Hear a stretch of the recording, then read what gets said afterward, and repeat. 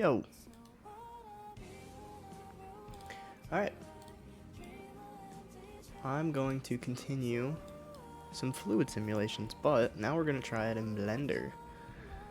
And I found a new plugin that we're going to get to play with. Oh no, I don't want 4.0. I should just install or uninstall 4.0. Alright, so we've made some changes since the last time we did this. First, we switched from Cinema back to Blender, and because of that, I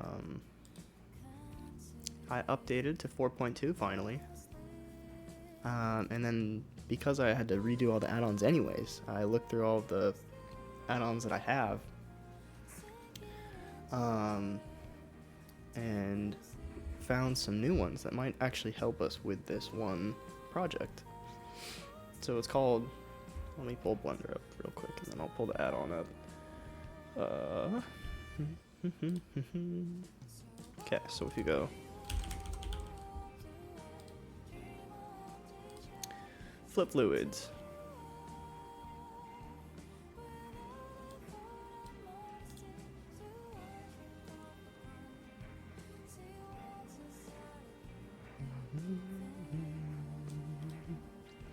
Flip Fluids add-on for Blender, and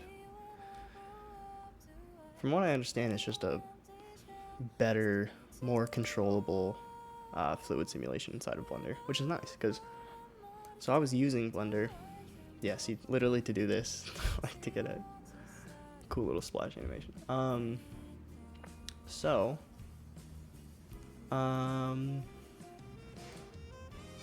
For some context, I guess.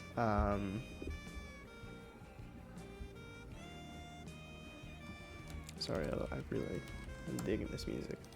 Okay.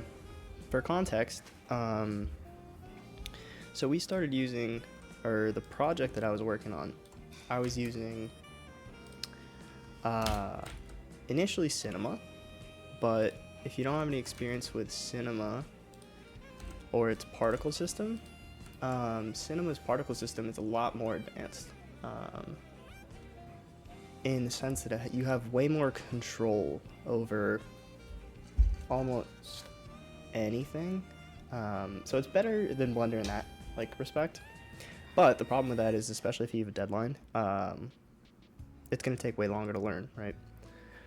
So that's kind of what's happening. And then if you switch into Blender, like right here, and you just click this object, and go to the object tag, quick effects, quick liquid. You're done. You have liquid. Well, almost. So you have a domain. You scale that domain, you see it. GY. Now, we already have liquid, right? That's it. That's all it took. 2 clicks of a button. Now, where are the things we can edit? A, we can add this to be a collider. Effector 1.1 and goes around the sphere, right? So this is what I was playing with, because it's like 4 clicks and you get there, and then you can dial in things like initial velocity, so you can do,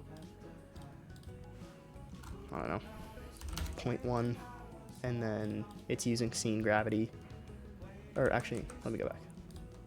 Let's put this to, keep that at 1, but it's using gravity. So if we go into our scene, go into gravity, turn that to -1. Now the fluid's gonna fall a lot slower, right? You can change the mesh density by upping this number, say 100. It's gonna be a lot slower because there's a lot more particles that it's trying to reference. So if you hit Alt Z. Oh god, I forgot. I gotta unbind that. Hello. Okay, so yeah, that's the basics. That's to get you caught up of what I've done, is trying to force this thing with just simple, quick Blender liquid sims. And it got us a decent portion of the way there, but we ran into, or started running into a problem where that's not enough. That's not going to work. So you can switch back to Cinema, which I think might be an option. Oh, this thing's covered in. I gotta watch that.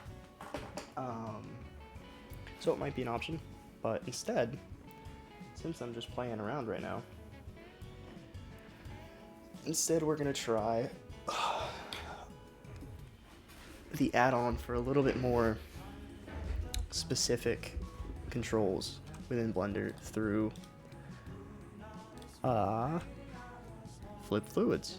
So that's what we're gonna do. We're gonna watch some tutorials. Hopefully it won't take too long.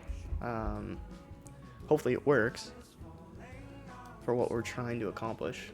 Because I mean, we're close with this, but it's just lacking that little bit. So I went ahead and downloaded Flip Fluids. You can see here. I downloaded it and made sure everything worked. But that's about it. I haven't touched it. I haven't really watched the intro videos or understand how it works. I just know I now have this tab, and I have, which I don't know if it was because of Flip Fluids or if this always was here in Blender, but where are you? Asset browser. And now there's all this, so cool. I don't know what any of this does, so that's what today's gonna be. Just trying to figure out if Flip Fluid works and learn a bit about how it works, and that's it.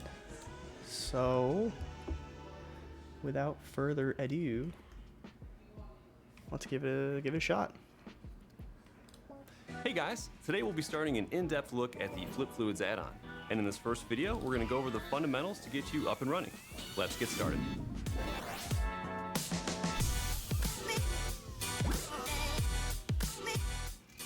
If you aren't familiar with the Flip Fluids add-on for Blender, it's a high-quality liquid simulation tool.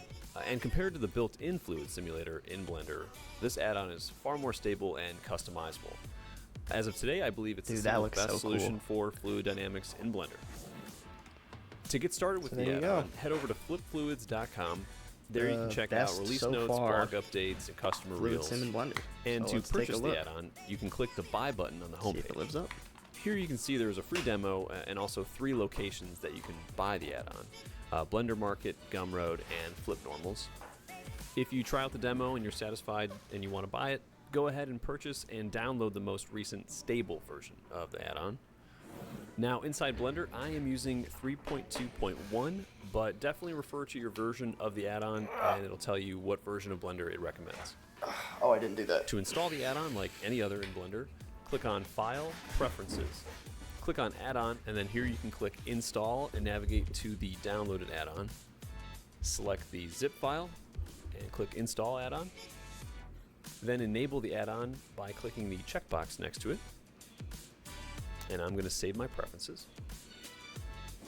Alright, so to get started with the add-on, hit the N key to open up your side menu and click on the Flip Fluids tab.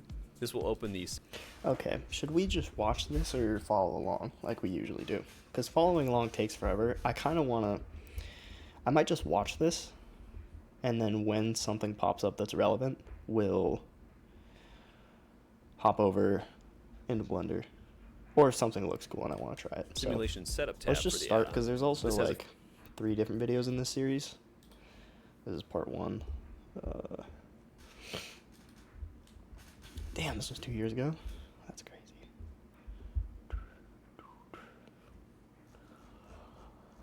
So yeah, let's just start there. A few of the main commands that we'll be using. Before you can simulate anything, we'll need to create a domain. And as you can see, the setup tab is reminding us to do that first. This will create a rectangular box or cuboid, which is a fun math term. And this is the necessary shape for Flip Fluid simulations. You can see this better using the grid visualization, that the domain resolution is based on a 3-axis grid layout, X, Y, and Z. And the size of these grids correlates to the resolution of the simulation.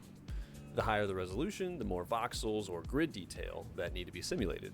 That will result in a larger file size and simulation time. It can only be I a recommend keeping the cube? resolution lower as you start Why? curating your simulation, and then increase the resolution near the end of your process. Okay, so where is our fluid? Let's create an icosphere. I'm going to move this up. And you can see in the Setup tab, there are 5 other types of objects we can add to our simulation. Let's start with inflow. Inflow objects are fluid emitters, and will create fluid inside their object at a default rate of once per substep. Okay. Now, that's once per frame in this case. So let's take a look. Enable auto-load baked frames at the bottom of the Setup tab. This will let us preview the simulation as it bakes. Okay. And let's hit play. And you can see nothing happens.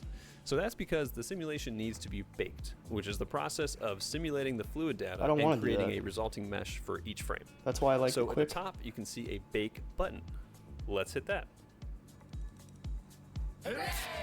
Congratulations, you have created a fluid simulation. Let's hit stop and take a look at what's happening. Okay. For reference, I just want to see how long this takes. So, create domain. Do exactly what he did. Have an icosphere. Unsaved file. Yeah, I don't care. Bake. What are you at? 250? Okay.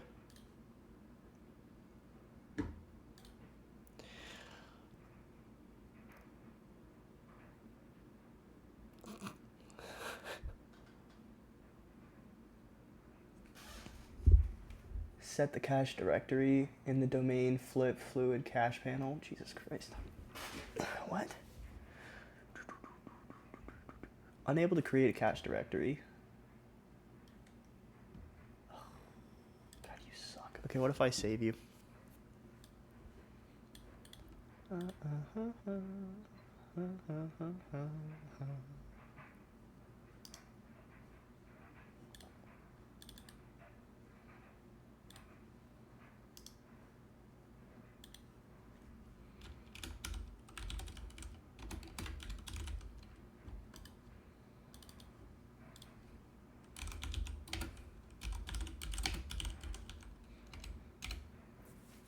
Okay, now save. Ah. Wait. Wait. Stop. Reset. What did he click to show it? God, this is why I really don't like some of these add-ons, is because it's all these little tabs. It just makes it hard to explore. Add, remove, select. Alright, we're already following along. This is a bad sign. Let's start with inflow. Okay, if I select this, under add object.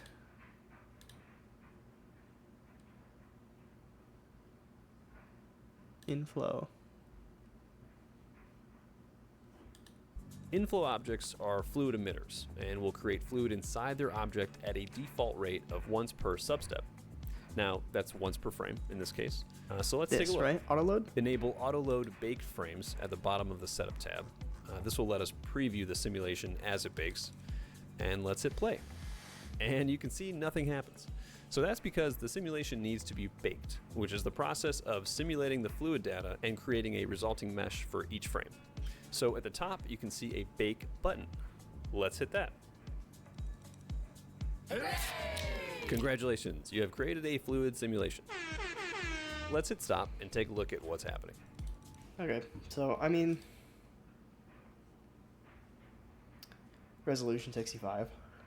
It's a little bit faster than what we're doing.